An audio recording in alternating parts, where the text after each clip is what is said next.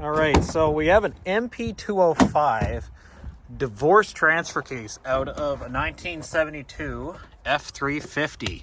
So, the only issue with this guy, I don't know if you can see that, this is our front output, front input, rear output, however, seized. Same as our shift rails. Story on this transfer case is it's been sitting inside a guy's shed for 25 years with the PTO cover off. As you can see, he's kind of grimy in there. A lot of the stuff is free and moving, but there is some stuff that just doesn't move. Now, we could get rambunctious with this and try to break her open like an egg, but we're going to try a different solution. So what I have here is just some warm water. I'm going to add just a touch of coolant to it, just because, you know, it's very cold outside. It's negative 15 right now. I don't want this guy to freeze. But either way, we got the water, small amount of coolant, just a small amount. And then we're going to put that guy in here. Next step, we're adding 2 of these boxes of baking soda directly into our liquid. There we go. Got both of those in there. So now we're just going to stir it up really, really good. Make sure it's all together. Again, both boxes are in there. All right, so we shined up a corner. That's where our negative clamp is going to go. Just like so. And then we have our positive attached to the steel. Obviously, we got to add some more water and mix it up, but that's pretty much it. All right, so this is the setup. Smart charger, so you got to kind of fool it a little bit. I got my battery in here. And as you can see, my positive's on here. That's my sacrifice. And my negative is strapped to the transfer case. Granted, I still got to bring the water level up to here, but you kind of get the idea. What we're working on is electrolysis. That's how we're going to unseize this guy. So he's cruising at 6.8 amps. And yeah, it's just going to let it cook. So I'm going to basically fill this guy up, mix it a little bit better, and then let her rock. All right, so now the transfer case is completely submerged, gears and all. I'm curious to know what exactly is going to happen down the road. So this is basically going to sit for 24 hours before we even touch it. And then we'll see how we're doing. And then we'll keep coming back and forth and see how it is. But yeah, I'll let you guys know in just a little bit. 24 hours.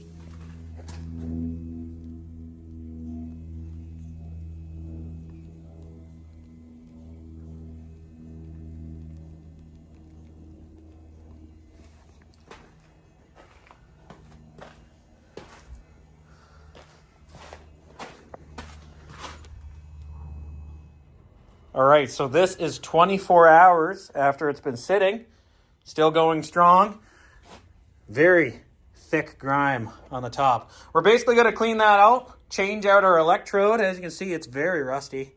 And then keep cooking this thing. All right, so we're just a tail past the 48-hour mark, pulling close to 8 amps. That's the concoction of our slurry right now. We're due to flip these steels over or clean them, whichever one we want to do. All right, so I scraped off the slurry. Kind of got a clear canvas again.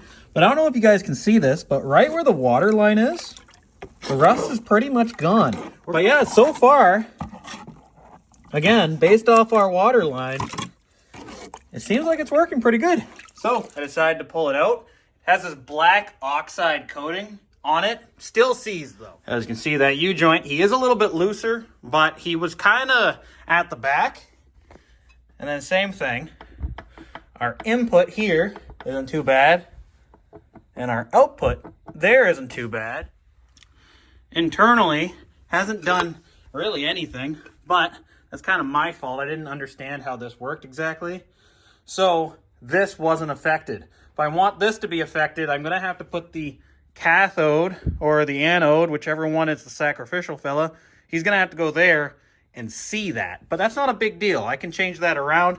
I'm going to take this oxide coating off the best I can with just a rag, not a wire wheel or anything, and see if it managed to get the outside. All right, just a little update. One thing I'm quite happy with, just a little bit of hammering, and I mean very little bit. This was super seized before. I now have full range of motion in the gear train anyway. I can't get the slider to go yet. I'm going to try a little bit more, but it might have to go back in the tank for another couple days. But So far, so good.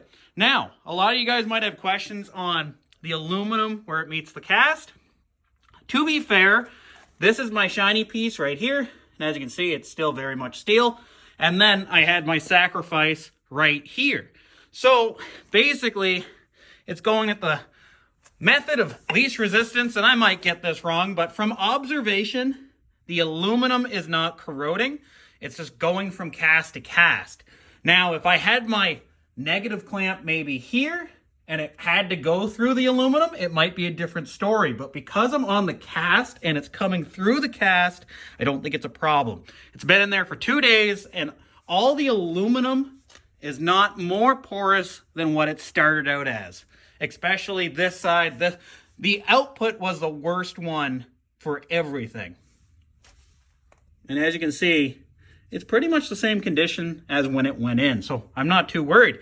I'm going to try to work this guy just a little bit with the hammer and block, a little bit of pry bar action. If I can loosen up everything and then hit it with the electrolysis again, I think another 2 days inside our solution.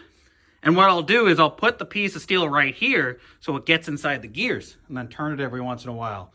But yeah, that's what we're going to try to do. I'm going to try to get that guy loose so we can get it shifting and turning, and then we'll go back in the solution. All right, so playing around with it, actually got everything unseized. So now, with it all the way in,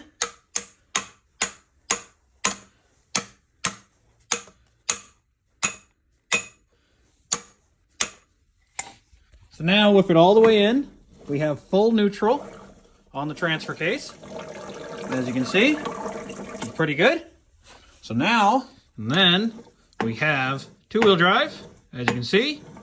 Not bad. And then we got our four-wheel drive. So, not too bad. I think 4 low still locked, but we're going to get there eventually. So now what we ought to do is basically get rid of our liquids, fill it up with some gear oil or some diesel, let it go through, get rid of all that moisture, and then it's safe for storage. And then, here we go, 4-wheel drive low. So, this transfer case is now operational. Mind you, all the seals are completely gone on it, but they were gone before. So what I'm going to do now is basically drain the water out of it, hit it with some protective, and it's good to sit after that. We can get a rebuild kit for it. So although the sample size was small, what did we learn today? Number one, that even at negative 20 degrees Celsius, I'll put the conversion of Fahrenheit right here, even at that temperature, having electrolysis and the current going through it prevents the water from freezing, which is pretty darn mint. Second thing we learned is that, at least in my experience, if you have your anode and your cathode not in direct path through the aluminum, it will short track across. So basically we had cast to cast, or cast to sacrificial steel, and it didn't really touch the aluminum at all. Now, your mileage may vary, but this is the complete assembly. We dunked it right in, and we cleaned it up with electrolysis. Third thing, it unseized the transfer case. We had to work it just a tiny, tiny bit. A little bit of back and forth action with some penetrant oil, but it came right undone, where before it was seized solid. So I'm going to consider that a win. We still have to rebuild the transfer case, but that's not an electrolysis problem. That's just it was rusty, and that's not going to be fixed with, with just that. Either way, I hope you guys enjoyed this video. I'll catch you guys soon.